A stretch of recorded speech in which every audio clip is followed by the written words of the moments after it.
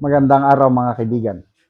Bigyan natin ng reaction, opinion ang payag ng Office of the Ombudsman na yung 4 na Marines na bumaliktad ay posibleng isamang sampahan ng plunder at iba pang kaso.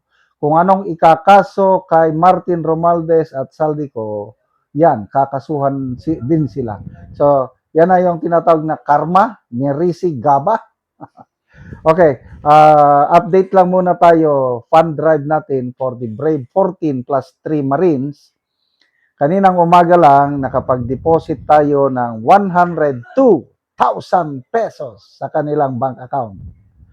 So, yung mga naunang naipadala natin, 630,000. 634 to be exact. So, ang total na napadala na natin sa kanila is 736,000 pesos. Wow. Karamihan dyan, nagbibigay. Malilit lang na amount, ha? Of course, meron ding malalaki. Kailang karamihan, maliliit. 5, 10, 15, 20, 50, 100. Maliliit lang na amount. Kailang sa dami ng nagpapadala, ayun, nakaipon tayo 736,000 pesos in a period of 2 months mula nung inumpisan natin ang fund drive. Sa mga gusto pang magpadala or umulit magpadala, pwede unlimited. Yung mga may kaya sa buhay, pwedeng bigay kayo. Pangalawa, pangatlo, bahala kayo. Kasi ang dami pang warrant of arrest na lalabas para sa kanila. O ito, 0966-265-8480. Ivan Henry Sibog ang pangalan. Ang Sibog, spelling, Sierra India Bravo Uniform Golf. Kung sa ibang bansa kayo nakatira, kailangan nyo ng city address niyan, Cagayan de Oro City. Ang street, ilagay nyo Barangay Patay. Okay, ito, post ng, post ang balita ngayon.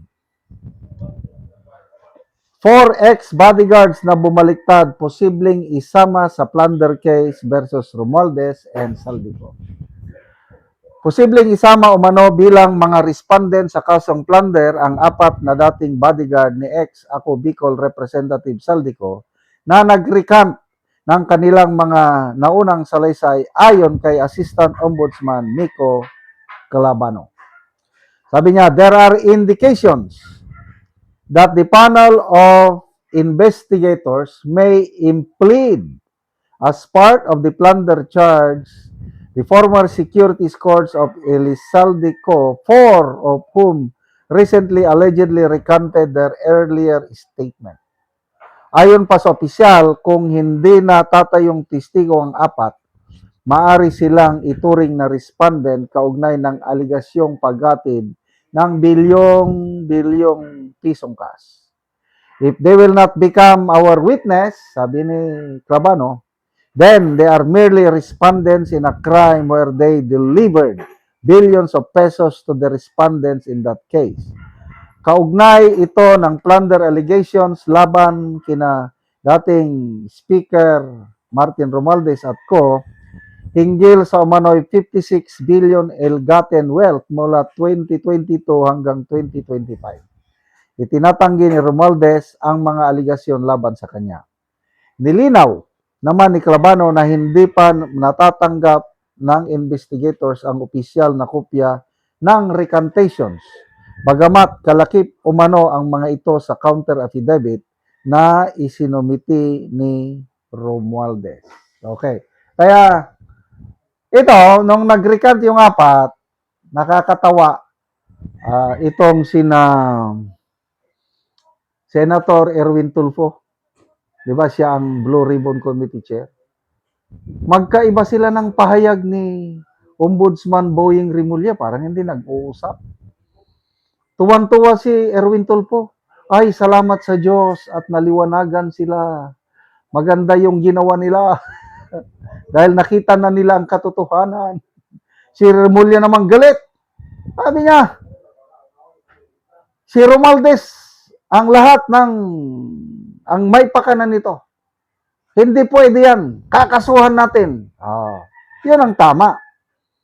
Kaya yung pahayag ni Ombudsman Remulla, inulit lang nitong si Assistant Ombudsman Clavano, sana nga tutuluyan nilang kasuhan tong 4 para hindi naman, kasi ang kawawa itong Brave 14 plus 3. Pero mo yan kung totoo yung aligasyon na 25 million ang ibinayad, tinanggap ng 4. Ito namang remaining 14 is tinanggihan nila. Si Sergeant Manalansan, nagsabi siya na may recording ako sir na i-record ko yung pag-offer sa akin ng malaking halaga. Mabuti na lang at na-record ko at may ebidensya ako. So, sana, palagi itong past few days, everyday nagpupunta ang Brave 14 sa Office of the Ombudsman dahil kinukunan sila talaga ng mga pahayag. At may napanood akong statement ni Attorney Baligod. Sabi niya parang magkakatotoo na may mapaparusahan na, may makukulong na sa mga mastermind. Kasi ang pagkakaintindi ko sa statement ni Attorney Baligod, parang totohanan ang ginagawa ng ombudsman sa pag-iimbestiga. Sana nga. Kasi baka mamaya drama-drama lang itong ginagawa. Kasi maraming hindi naniniwala. Example, si Congressman Edgar Erese, sabi niya, hindi ako naniniwala, bola lang yan. Hindi kakasuhan yan. Kaya ako rin, although naniniwala ako sa mga adhikain ni Attorney Baligod, talagang laban niya sa korupsyon, grabe. Kaya lang yung sinabi niya na parang may mapaparusahan, wala pa rin. Wait and see na lang. Itong mga sinasabi ni Boying Remulla, Clavano na kakasuhan itong 4, huwag tayong padala. Kasi baka, alam mo na, hanggat hindi nila tuluyan sampahan ng kaso, maisyuhan ng warrant of arrest at makulong si Romualdez, saka na lang tayo maniwala. Salamat mga kaibigan sa inyong pagsubaybay sa channel na ito. Nakakatulong kayo ng malaki sa tribong Talandig ng Bukidnon dahil ang income natin sa channel na ito is pantulong sa tribo. Namimigay tayo ng libreng yero at pako para makapagpatayo sila ng mas maayos na tirahan. Panoorin nyo ang video na ito.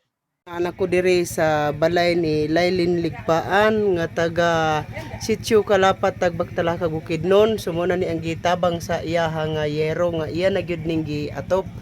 So gipulihan na gyud niya atong ilang atop nga gatuluan na. So mo na ni. So kining naatag sa iyaha nga yero napulo ni kabuok nga digis kataas.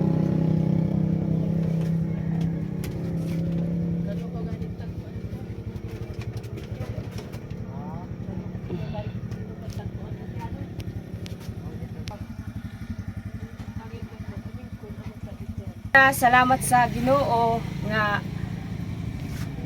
ug sa nagatag og sen nga napulian na gyud ang among atop nga gatuluan na sulod sa napulo ka tuig.